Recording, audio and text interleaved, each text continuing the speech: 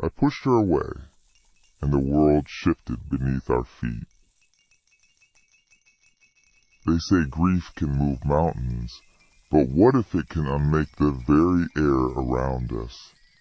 I know this truth. I lived it. I was 12 when my mother died, a ghost in the city's shadows long before she left this world, and for years her ghost, or something like it, would visit me in dreams. A ritual, a comfort, a fragile bridge across an abyss, until one night, my pain, my rage, shattered that bridge, and I believe with every fiber of my being that in breaking that connection, I broke something else too. Something that now bleeds into our world, twisting the known, erasing the familiar. In Estes Park, Colorado, high in the Rockies, a young couple found themselves parked late at night near the old Stanley Hotel. The air was still, save for the whisper of pine. They had come for the view, for the quiet. But the quiet shattered when, from the deep shadow of the hillside, something began to emerge. Not a person, not quite. It was too tall, impossibly so, its frame vast, looming. It moved with a slow, heavy gait, its tattered clothes dragging the ground, its hands bound behind its back by a rope thick as a ship's hawser. Its head was bowed, its face unseen, but the weight of its presence was suffocating. A thing from another time, another place, suddenly here, walking slowly uphill toward the abandoned cemetery that lay beyond. The effort deepened, becoming a constant, gnawing presence. Each phantom step on that dream street, each whispered apology, felt like pulling against a current, not of water, but of time, of memory. My head throbbed, the world around me dimmed, as if reality itself was holding its breath. I was not just remembering, I was reaching, calling out across the void, desperate to mend what I had torn. It was a prayer, a demand, a sacrifice of my own peace. But the void, once disturbed, does not always mend cleanly. Sometimes it frays, and what was whole begins to unravel, not just for the one who pulled the thread, but for those caught in the periphery. Miles away, in Sleepy Hollow, New York, a young woman had been battling a profound sense of disconnection, a subtle unraveling of her daily life. She'd always been a creature of habit, her wallet always on the dressing table, her keys by her bedside, but these past nights, things had begun to vanish. First, the wallet. Searched for, blamed for, gone. Then, the keys. Placed deliberately, consciously, on her nightstand before sleep. The next morning, after brushing her teeth, returning to her room, they were gone. Not misplaced. Gone. The apartment felt larger, emptier, as if the very air had swallowed her anchors.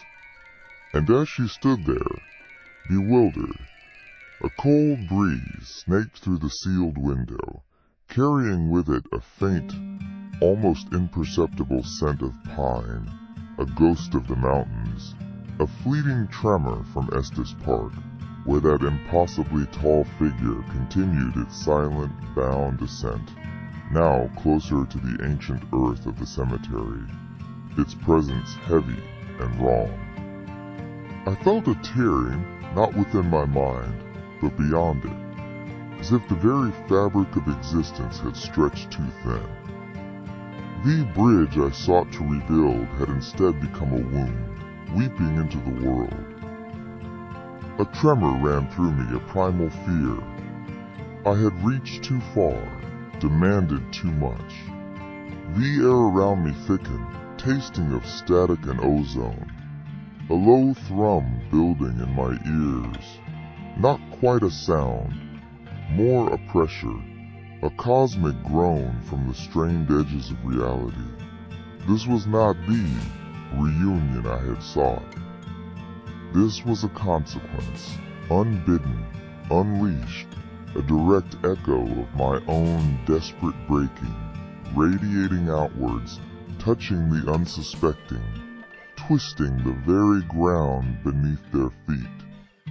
At that precise moment, in the high desert of Taos, New Mexico, a veteran recalled a night decades past.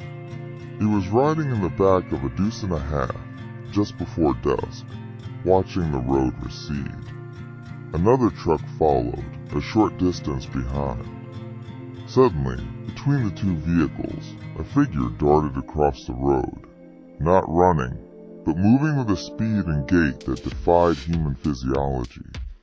Short, quick strides, too rapid, too fluid, too utterly wrong. A shadowy blur, a distortion in the air, a momentary tear in the familiar world, and in that same instant, the woman in Sleepy Hollow felt a profound chill, her empty hands trembling as she stared at the vacant spot where her keys had been. Convinced, she felt a faint tug, as if something from deep within the walls was trying to pull them further in. While in Estes Park, that towering bound figure finally reached the crest of the hill, pausing at the threshold of the abandoned cemetery, its head still bowed, but its massive frame now vibrating with a low, resonant thrum, a soundless hum that felt like a crack in the universe. I opened my eyes, and the world was sharp, cold, real. The memory, the dream, was gone, but in its place, a profound emptiness, a certainty that I had not brought her back. Instead, I had simply opened a door I could not close, and through it, something had slipped. The massive figure at the cemetery gate lifted its head, just slightly, and for a fleeting moment the couple saw not a face, but a swirling void where features should have been. A metallic scrape from under the bed. The woman dropped to her knees, peering into the dust, and saw, just beyond her reach, the glint of her keys, now fused somehow, partially melted, into a single, twisted form. The shadowy runner, now blurring at the edge of the desert, seemed to elongate, its impossible strides stretching into nothingness, leaving only a lingering afterimage of distortion. The silence that followed was not empty. It was filled with the echoes of what I had done. Then the bound form simply dissolved into the twilight, leaving only the scent of pine and a crushing weight in the air. And the soldier, years later, still felt the impossible speed of that figure, a chill that never left him, a question that had no answer.